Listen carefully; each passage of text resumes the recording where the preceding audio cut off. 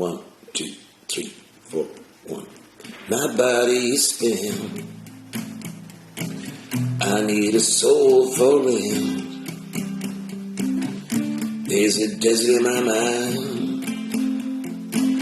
The storm's blowing in. I've learned to give up. Hi, Bridie. Hi, Seamus. Thanks for taking the call. So, how did Dad's MRI go? There's a tumour. How bad? We don't know as yet. The neurological exam had positive responses for the most part, but the blurred vision is a worry. Is it close to his optic nerve? To one side of the visual cortex. Hard to tell as yet if it's actually putting pressure on the nerve. It may be benign. Blurred vision, dizzy spells. It's obviously not benign. Symptoms are still occasional, Seamus. Sure, he wouldn't tell us if they were severe. He's probably stumbling around the house, banging into doors as we speak. So what's next? The consultant has him booked in for another CT scan Monday. On the chest this time, to make sure it hasn't spread from elsewhere. And who's the consultant? Michael Scanlon? He's top-notch. He's going to perform a biopsy as soon as possible, maybe even next week if he can free a slot. We'll know more at that stage. Has he said anything to you? Not yet. He's still getting his head around it.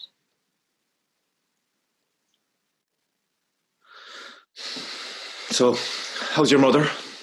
Asking after me, I'm sure. Oh yeah, she is, every single day. I say she's lost with the church closed. Oh, Father Mossy's taken the Mass online. She goes twice a day now. She watches the same Mass twice. Father Mossy bangs out 2 Masses a day. A morning celebration and an evening reflection. An evening libation, more like. That's not maybe. He's half cut most evenings. Makes out he's some kind of internet sensation. Here, do you remember that lad on Kotau? Mekong Padre? He was some man to preach. Some man to spout shite. He wasn't the worst. He'd give a headache to an aspirin. That was a great winter. I'd love to go back. There's no going back, Seamus. Oh, no. I know. I mean to Thailand. I went last year. Did you? How was that? Same, but different. Same, but different. I haven't heard that for a long time. Did you go back to the islands? I went north to a monastery near Chiang Rai. I did a silent meditation for 2 weeks. Oh. What was that like? Quiet. Remember, we did a 10-day meditation thingy in Thongsala. I don't think I've ever felt so chilled. 10 minutes after we left, you punched a man into the face and threw him from a moving vehicle. Well, 20 minutes now, to be fair. And didn't he deserve it? I can still see him bouncing down the road. He was badly injured. He was abusing the monks. He was calling them gooks and pedos. What was I supposed to do? Always trying to save the world.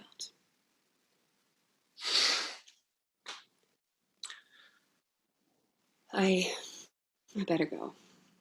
Oh, okay. Well, look, Bridie, thanks. Thanks for keeping me in the loop.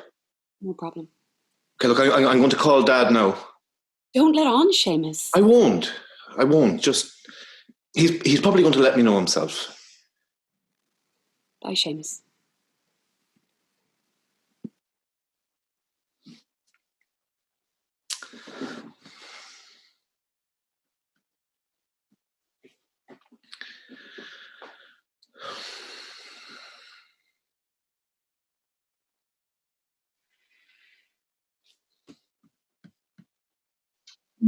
How's it going, Dad? Oh, not too bad. Weather is grand this side. How are you feeling? What has you asking me that? How do you mean? Sure, you never ask me how I'm feeling. I don't mean anything by it, Dad. I'm just off duty. I probably asked that question 100 times today. Any news? Picked me for strawberries of the year today. It's early for them. I've a few plants in the glass house. Bit of sun done them a power of good. Do you know what? I remember my first strawberry. Would you believe that now? Around 6 I was. Going back to land to pull weeds. And my father used to have the corn acres sown with potatoes that. There it was, peeping out at me from under a briar. Red and juicy. Upon me oath, I couldn't believe anything would taste so sweet. I never tasted anything as sweet. I spent the morning pulling wild strawberries. Couldn't get enough of them. My father came back to check on me. Not a weed pulled. Well, he bet me up and down the ridges. You're as useless as tits on a bull, he said. I was black and blue after him. Was it worth it? Oh, 'twas worth it. The Bruce was gone in a week. You know, in 70-odd years, I've never tasted a strawberry like them. Every time I go back to Lansing, I think of my first strawberry. Mind you, these ones I picked this morning, they'll come very close. You'd make a great salesman for strawberries. Quality products don't need no salesman. How's Friday? How do you mean? So weren't you talking to her the last day? We got on grand. Good. Nice to see you back talking together. Do you fancy yourself as a bit of a matchmaker, Dad? I have no time for matchmaking. Oh, neither of us would be here if it wasn't for one. How do you mean? Your grandparents were a match. No way. Oh, just true. My father, Timothy Flaherty, was friends with Paul Kyan. Sarah Kyan's older brother. They were around the same age. I don't remember him. You were a Gaston when he died. Sarah Kynes was my mother's sister. I remember Sarah. She never married. No. So, my father asked Paddy to kind of arrange a match. He was pushing party that time, and he stood to inherit the farm. What farm? I don't know what farm do you think? This farm.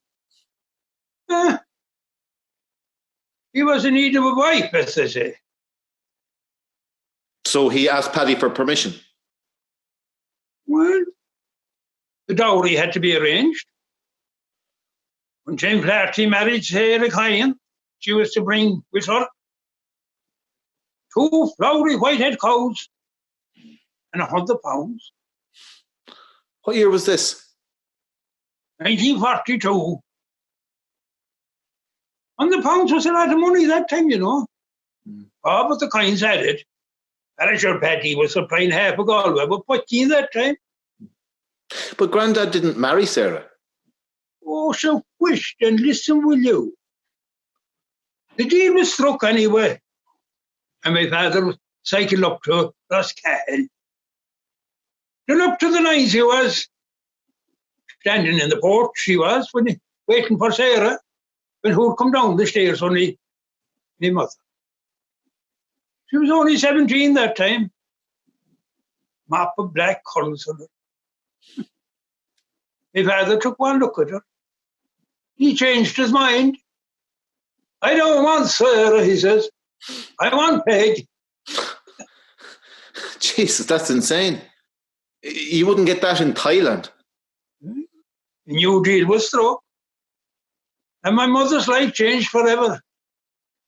And had she no say in the matter? What about her freedom? She had the freedom of no choice. The woman that time got married at the boat or joined the nuns. Broke my mother's heart to leave her home. Moved on here with a man she didn't even know. And he old enough to be her father. Well, she adapted to the situation, I suppose. I mean, there were 6 of ye in the end. She survived. She survived. Mother Teresa was up to see me the last day, looking for the church Jews. You know, she's going to Mass twice a day, Dad. On the internet, like. Bridie was telling me earlier. Sure, I suppose she thought I'd pay the Jews on account of Bridie. Sure, I haven't darkened the doors of a church since your mother died. Lord have mercy, you know. Giving out about the Muslims and their arranged marriages, she was. There's refugees down in the hostel. As I told her the story about my mother and how none of that could have happened without the blessings of the church. What did she say to that? Oh, didn't it all work out right in the internet? She said, thanks to God and His Holy Mother. I couldn't be wasting my time arguing with her. Thinking of you, I was. Now, you'd have argued with her, all right. I don't know if I would or not. I'm not so sure of things anymore, Dad. But I'm sure of one thing. People should face up to their past, dark and all as it may be. History's for the people who lived it. Do you remember what your mother used to call you when you were a gossip? Unfilla. The poet. We'd be back to land, work on the land, and you'd be in your room, reading. Was a many's the time I was going to go in and drag you out by the log. Leave me alone. Leave me alone, your mother used to say. There's enough of us to look after the land. Seamus to look after the stories and pass them on. Do you remember? I remember. Mind you, I still think you should have done a bit more digging in fairness now. Speaking of which, I better do a bit of digging myself while I have the weather for it. Swan, I'll be talking to you. All right. Bye, Dad.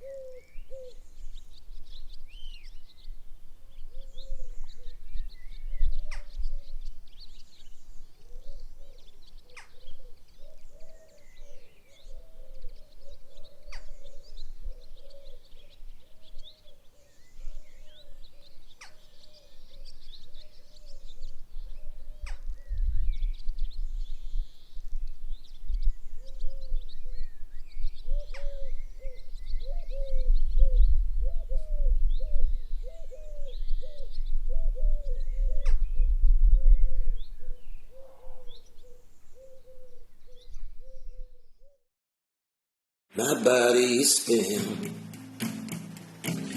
I need a soul for rent. There's a desert in my mind. The storm's blowing in. I've learned to give up,